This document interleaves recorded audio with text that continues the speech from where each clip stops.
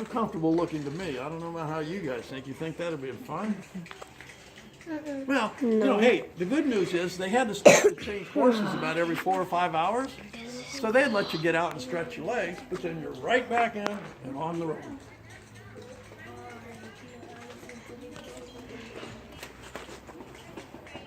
How many horses take to pull a stagecoach? 6. Most of the time. And that's what you see most often. Occasionally, if you had a real flat stretch and you weren't going up and down hills, you could do it with 4 horses. But you're right, most of the time it's 6. Okay, anybody have any questions about stagecoach travel? No. No? Okay. You think it would have been fun to... Oh, I have a question. Yes. Wouldn't the tires fall out? What if they what? What if the tires would fall out? If they fell off? Uh-huh. You would Well, have to put it back They on. would have to put it back on, or if it broke, they would have to wait till they got to their next weigh station where they changed horses and they would have spare tires. They didn't carry one or spare wheels. They didn't carry them with them. What they would literally do if one of these broke, Wait, let me take a they would picture of it. take a piece of green I'm recording this on YouTube. tree or whatever and tie it around the broken part, and then it would drag rather than turn. He's not- They he's would not my drag real it name. along until they got to their next stop. These are all not real names. Okay, let's go out to this little stagecoach out here. Locating These are not real names. These are just name tags. We're Or gonna go out this way, guys. we're going this way. This way. This little. Then there's Santa Claus. That's our cowboy thing. Okay. This little stagecoach right here,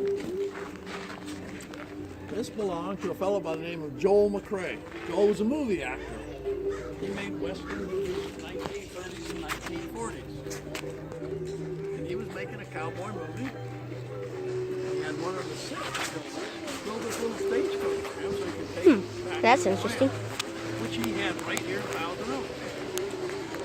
So, and he had it for his kids and then later can't. on his grandkids. So they had a pony named Seaweed. And you can hook this up to Seaweed. Oh, They okay. can sit up here in the top of the stagecoach and drive all around his ranch. Hiya, And they hiya. can put their Then I'm the horse. dogs or even maybe some small children. They don't. Horse don't make the sounds. No, that's Sound a like sheep. fun? I don't know. How cool would it be, right, to say, hey, thank you for Grandma's house. It's Put Nate. Seaweed up to my stagecoach and drive it around the ranch all day. That'd be fun. Yeah? Yeah, that would be fun. I guess. You're making a YouTube channel? Yep. You already My had a I know. Video. Okay, let's head on over to the blacksmith shop. Any last Blacksmith. questions on Right there. That's blacksmith. travel in the early 80s, No. mid, late 80s? Right, Kaden. Let's go. I mean, Enoch. Enoch. Enoch. Let's go, Enoch. Okay. Gary. Another Gary. Is this where they make the hooves for horses? For the what? For horses? Oh, okay. Stop right here for just a second. Before you can bend or shape any kind of metal, first thing you have to do is heat it up to soften it. And that's what we're going to talk about next. Everybody come on over here. It's a hoof for horses. Around our forge. It smells like, whatchamacallit? Smells like iron. Manure. This is called a forge. In the forge, we forge. have coal. This is refined coal called coke. Coke. We can Coca build a Cola. fire in here. Yeah, different kind of coke. Okay. We build a fire in here, and then there's a crank on the back. And when I crank that, it forces air up underneath the fire. Yes. They use this for to make.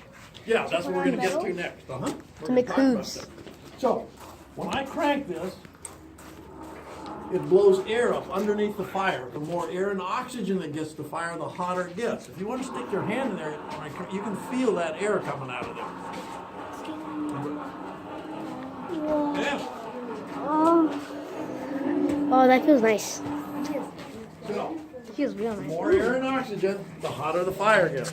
So, we've got a fire in our forge. I got a piece of metal. I'm going to put it in there to heat it up. Now remember, everybody step back over here. So, we're cranking away. This piece of iron starts turning red. It's almost 1,000 degrees Fahrenheit. Gets hotter yet, it turns orange. It gets hotter yet, it turns yellow. Keeps getting hotter and hotter. Eventually it turns white. That's way too hot for a blacksmith to work with it. Blacksmith is normally going to work with his iron when it's somewhere between orange to orangish yellow. That's about 15 to 1600 degrees Fahrenheit. So, that piece of metal there is cranking away. It's orange, it's just starting to turn yellow. He's going to bring it over here and put it on his, who knows what this is called? Anvil. And then Got smash his it with hammer. the hammer. He's got his hot piece of iron. He's going to pound on it just like that. Well, that's going to cool off. He's got to put it back in the fire. He's got to crank some more. Okay, And then it's put getting it just the back. right temperature again. He brings put it it out. back. Maybe he puts it on the horn here, puts a little bend in it.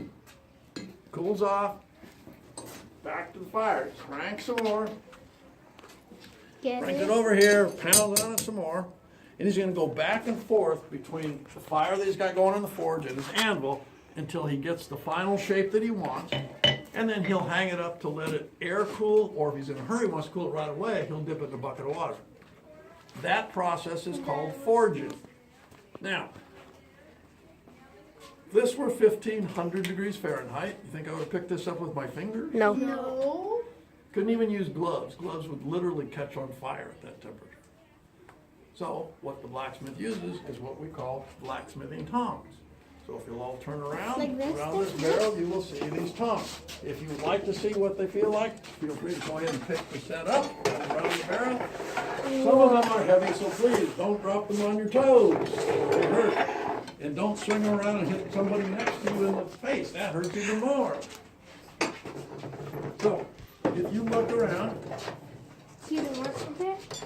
I'll pause the video. okay, Back. anybody know what these are? Ma'am, They're like bicycles. No. This is a bicycle? no, these are grinding wheels. So, on the farm, you've got a ranch, you've got a lot of things that you need to keep sharp, including axes, plow blades, size, all that stuff. So, these two are grinding wheels. They're both over 100 years old. This one would have had a handle that you crank.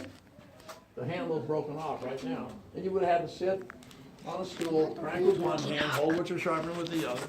This is a fancy one. This is a built-in seat and pedals. And this is, you can sit there all day and you're sharpening your axe. That's how you keep your axes sharp. Now these you can touch. You can go ahead and feel the stone on that. That's You can file your nails on that, girls, but you might file your fingertips off too, so be careful. So, like a giant piece of sandpaper, isn't it? But hard. So, any questions about Then blacksmithing? sit on it. Alright, let me get a picture of it quickly. Have you panned for gold yet? How would you like to try your luck at that? Maybe finding some gold nuggets or something. Okay. I want to look for gold nuggets. It's fake. Come on. It's fake, dude. Come on, Em. It's fake. Come on, Em. Okay, we're gonna look for fake gold. Fake gold. Okay, I'm gonna pause the video, and I'll see you when we have fake gold.